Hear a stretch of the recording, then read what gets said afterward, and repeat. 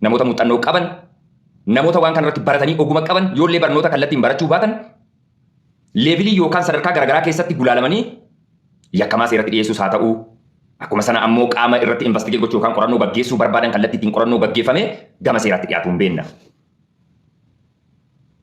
Abbaan Giddii biyya sana keessatti waggaa tokko duras haa ta'u waggaa lama dura inshallah ji'a lama dura iyyuu haa ta'u waan gochuu qabu fakkeenyaaf kaleessa hawaasa Oromootiif waan itti fakkaate waan sammuun isaa yaade dubbateera ta'a yookaan godheera ta'a. Erga godhee yookaan erga dubbatee ka'ee boodatti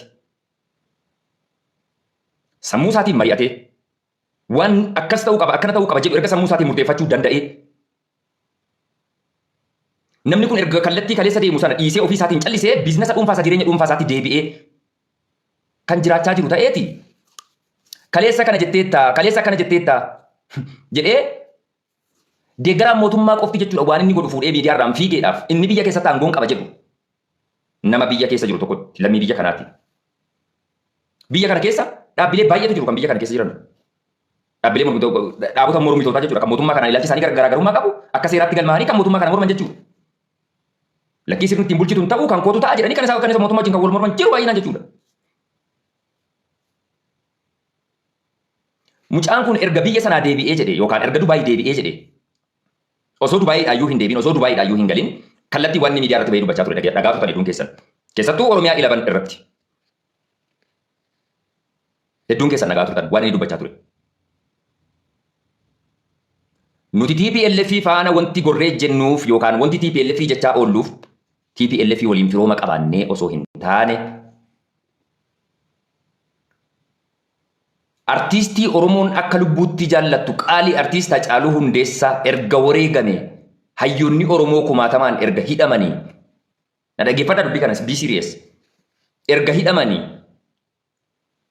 sana booda mootummaa biyya bulchurraa gonkuma abdii waan jedhamu murannee wayyaanee miti seexanayyuu osoo ta'ee qaama mootummaa kana faana mormu faanatti dubbachaan ture jedhee Oromiyaa 11 irratti waan inni dubbate deemaati. Oromiyaa 11 jedhaati Muhammad Sani Zubeer jedhaa sarchi godhaa YouTube irratti ajaa'iba kanatti argattu marti keessaniitu jechuudha. Dhagaa jirtu natti fakkaata akka gaariitti taaphaaf godhaa. Amma irratti garuu haalli jiru biyyattii keessatti tolus badus nama kana cinaa dhaabbachuun dirqama Abiy Ahmad Ali yookaan pirezidaantii yookaan piraayim ministeerii Itoophiyaa Abiy Ahmad faana dhaabbachuun dirqama jedhee kan inni dubbate yoo bakka ta'ee jedhe YouTube irra deemaa ilaalaa. Hayyee.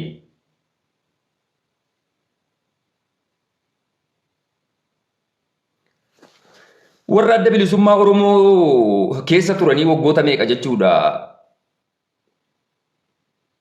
Mootummaa kana fincilaa deebi'anii lakkii ammarratti filmaatiin keenya mootummaa faana hiriiruudha jedhanii warra dhufan ililliidhaan jechuudha eerpoortiidhaa dhaqee mootummaan kun simataa moo simataan jiru. Kana qofa naa deebisa honestly. Iftoominumaan kana qofa naaf deebisa. Mootummaan kun iftoominaan galchaa jira moo galchaa hin jiru? Hayyee. Lola dhiyeenya kana jechuudha TPLF fi mootummaa jidduutti gaggeeffame lammiilee keenya meeqatu dhumate? Qabeenya biyyattii meeqatu barbadaa'e? Dinagdeen biyyattii akkamitti cabe? Hin beektu hundi keessaniitu.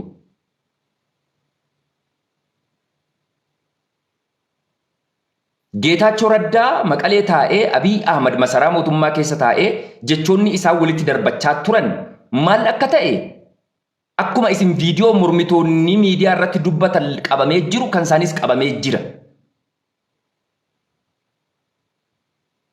Waan isaa waliin jechaa turan jechuudha. Akka biyyummaattis akka personalitiittis jechuudha.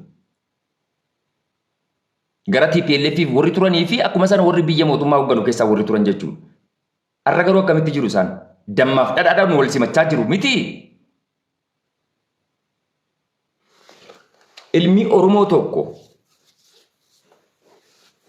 saba kootiif jedhee kallattii ittiin fudhatuun yookaan kallattiin ittiin yaaduun kaleessa akkana jetteettaa jedhamee doorsifamuun